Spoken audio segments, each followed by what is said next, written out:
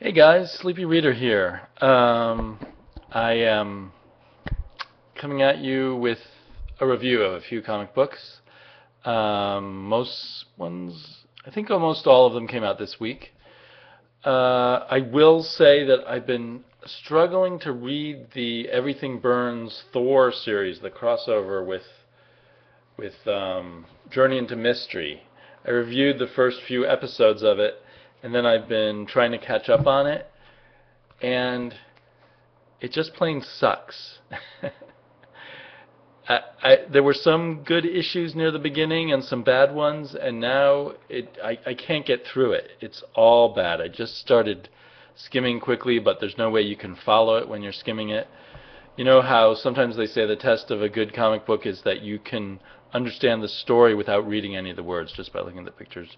There's no way you can understand the story by looking at the pictures here. It has so many boring, complicated plot points, and you just don't care after a while. So I guess it's a good thing that there's all new creative teams moving on to Thor. The writers of both of these are ones that, to the extent that I've read anything by them, I thought were quite good.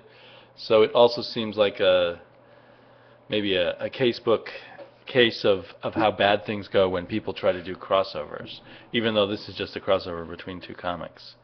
Yeah, it's no Rot World. It's just really kind of sad. I'm sure, because I hate to leave a comic book unread, I will go back and read, I guess, the last two issues of it, and then there's a kind of aftermath for Journey into Mystery. So I might read that aftermath of Everything Burns. But boy, do they know how to make things boring and uninteresting. It's sort of like when sometimes these writers just create these really complicated plots, and they're so involved in the plot they forget to make you actually interested in the plot or interested in the characters, etc. Especially, like, there's absolutely no reason to have any interest in Thor. There's a little lingering residual interest in Loki, but after a while the twists and turns make you sort of forget why you cared. So then I guess I'm ordering these comic books in order that I like them best. I'm just going to review 4 comics here. I thought I had one more. 5 comics, I think, but no, 4. More to come later, I guess. Higher Earth 6 came out, and I was really excited. This is one of the very few $3.99 regular $3.99 books that I buy, and the first 5 issues, every issue, I said, okay, I'm going to keep reading it. And here I've said, okay, I think I'm going to take this off my pull list. The last issue was kind of a fill-in, a very good fill-in, but by a different artist, and it gave us some very interesting backstory on Higher Earth. But so the issue 6 is really a continuation of issue 4, and I dug up issue 4 and reread it quickly because issue 6 made no sense. And I thought, well, maybe I'd forgotten stuff from issue 4, and I'd forgotten a little bit. But this issue brings in characters that we've never seen before, these two who we first meet kissing each other. I think they're 2 versions of the same person from different multiple Earths. And then we're in the middle of a situation where our heroine, they're on some planet, and our heroine Heidi is fighting some soldiers, and it just doesn't make sense. It doesn't follow on from issue 4. It doesn't tell us much from the. I mean, it's not like the plot points established in 5 make what's going on here clear. I think what happened, it's almost like there's an issue missing, like they just pulled out an issue. I know this book is supposed to end with issue 9, and I wonder if suddenly the writer's like, oh no, I've got to cram everything in, and he thought he could just skip a bunch of stuff. And for me, he couldn't. It just doesn't make sense anymore. So Poet Skinny, if you haven't picked it up yet, save your money. I think, at least for me, I know our tastes don't always coincide, but we both really liked Higher Earth, and here it just has lost me. The art's still pretty good. The coloring is fantastic, although even the art looks a little rushed. Not the coloring, but the art. It's like suddenly being plunged into a different comic book with some of the similar characters. So something seriously went wrong here. Taking it off my pull list. What happens on the cover? Nothing to do with inside the book. On the cover, we see our two heroes underwater in some ruins. There's no underwater scene here. No ruins. Go figure.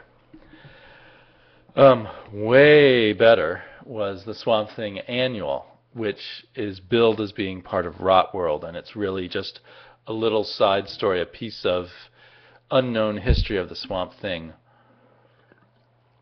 A tale of when Alec Holland was, I guess, in his 20s and met Abigail Arcane and then forgets everything that happened, even though they fell in love during that point. So here's, for instance, the young Alec Holland and the young Abby Arcane. And we get, as is now almost, required in these Swamp Thing or Animal Man comics, we get a horrific view of good old, what's his name, Arcane? What's his first name? Anton Arcane, who is now kind of portrayed almost as this Dracula-like character who rules over his own little country up in the mountains somewhere in Europe. So this is an interesting read. It's completely non-essential. You don't, as far as I can tell, you don't need it whatsoever to read Rot World. And since it's something that basically Alec Holland forgot later on, had removed from his memory, as far as I know, it doesn't play any kind of serious role. It just makes, I guess it makes the slight spoiler here for Swamp Thing 13. In Swamp Thing 13, we find out Abby's dead, as is just about everybody in Rot World. And so it makes it that much more bittersweet that Abigail Arcane is dead, since she really was fated to be the true love of Alec Holland, etc., etc. However, given that Rot World's killed off everybody, that sort of means just about anybody could come back. And just about everybody will come back. Now, maybe they'll sacrifice some of Swamp Thing and Animal Man's own characters, but they can't kill off everyone in the DCU, in the DC universe. So, is Abigail Arcane really dead? Maybe she will turn out to really be dead long term, but I tend to doubt it. It's a good bargain page-wise. I think there's 39 pages here for the $5. So it's almost twice as long as a regular issue. So by pages, you're getting an okay deal. And the art is fantastic. There's I think there's about 3 pages of a framing sequence done by an artist I've never heard of named Andrew Bellinger, and that art's very good. Good kind of standard Swamp Thing art.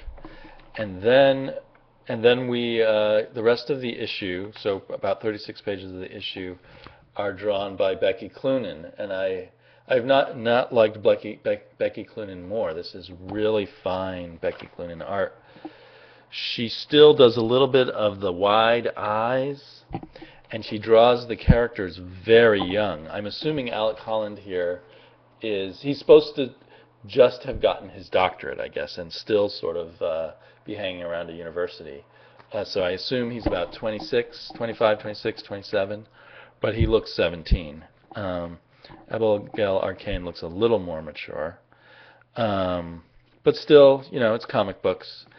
But it's also beautifully colored. It's wonderful illustration. It reminds me a little bit, if you know who he is, of Charles Burns, the guy who did, no, I can't think of, I'm sure you guys have seen Charles Burns' art, but he's not a mainstream comic book artist. He does odd underground comics and stuff. But you even see his art on album covers and things. What's the name? There's this pretty famous black and white comic he did about high school students all getting extra mouths and stuff on their bodies. I can't think of it. Anyway, her art reminds me a little bit of Charles Burns, and it's really great coloring and everything. So if you're a fan of art, this is more a worthwhile issue than for the story. I mean, the story's fine, there's nothing wrong with it, but it's not great. I do still sort of feel like that Scott Snyder chooses to use Becky Cloonan on stories when he's doing a story for women more. And that's a little unfortunate, but who cares, really? It's great art. I'd love to see more Becky Cloonan. I'm going to have to dig up the Conan she's done and look for other stuff as she continues to work, hopefully, in mainstream comics. So yeah, great art. And then there's Bedlam, the ultimate good deal in comics this month, with what is it, 48 pages for $3.50. I think it's 48 pages. Maybe it's even more. Pure art, no ads or anything, and pretty unique artwork, and done with kind of an extreme coloring strategy. One whole section just has red and white, and then another section has, and I think it shows us different timelines or different frames of mind also. So even the more colorful section has a very limited palette, but it's very effective coloring. And the art is, I want to say, a more blotchy, inky kind of style with maybe less detail and background than your average comic book. Although at times it can be quite detailed. But that style really captures the emotional quality of the creepy, super psycho creepy emotional quality of this comic. The only place the artwork doesn't work well for me is when this unexplained superhero shows up and beats up the villain named Red. Darn, now I forgot his name. Matter Red. And Matter Red is sort of a great sort of horror show take on the Joker, really. He's a lot like the Joker, but far more horrific. Although interesting that now in the current Batman, the Joker has taken on such a horror movie aspect too. So do I recommend? I really enjoyed this. I'm going to have to read it again, and I just saw a really brilliant review by David Lee. I'll put a link to his review down below, which made me realize I need to reread it to figure out what was really going on. My reaction to this, in a sense, was we're going to need another issue or two to know if this is all of this brilliant psychological study or some interesting other kind of literary achievement, or if it's just a mess that will never be cleaned up. Because we've got these different timelines, and some things that have happened might be real and might not. And yeah, it's like, does this all really fit together? Will it all really make sense? In 3 or 4 issues, will we say, yeah, this writer really knew what he was doing, or will we just keep drifting off further and further away from reality and not knowing what's going on? So that's where I hesitate to say everyone would like this, because it takes a sense of patience and a willingness to risk that this might actually be... Nick Spencer could either be a genius here, or he could just be a bullshit artist. And it's hard to say for sure with this first issue. But if you're at all interested in kind of a horror take and a mass murderer kind of point of view on a mass murderer, or the psychology of someone who's going insane, it's definitely worth a try. If you don't want all that kind of yucky stuff, then maybe you should steer clear or wait and see what people say about it a few issues down the road. And then, like a lot of people, one of my favorite, possibly my favorite book this week, because I haven't read everything I bought, but I suspect this will stand, is the annual of Justice League Dark, which directly continues directly from last week's Justice League Dark 13, and it does wrap up the whole story and open us up to the next story in a really brilliant, exciting way. They bring in Frankenstein, Agent of Shade, and he's a really nice addition. They also bring in Amethyst, and I hope, she's the sword and sorcery character, and I hope they just brought her in for a kind of a one-shot. Let's kind of help promote her book by putting her in this book. They also bring in Andrew Bennett from I, Vampire. I also feel he doesn't fit in. I want him to be off in his own story and not so connected to all of this. So I'm hoping that they keep Frankenstein as a regular and let these other two guests just go back to their own books. The art, so the plot is very satisfying. As if you've been reading all along in this arc by Jeff Lemire, you'll be very happy and enjoy this ending to the arc. The art by Michael Janin, or Mikel Janin, which has always been fabulous, seems to hit a new level of just really great artwork. The coloring is really good. I feel like perhaps the artist is getting more and more control over all of his visual tricks that he uses, and of all these characters. You still kind of find at times that the way he does Constantine's face can get annoying after a while. But there's just panel after panel after panel. It's amazing that he's not only producing a monthly book, but he's in this double-size annual producing just even better art than he has before. So I highly recommend this. I think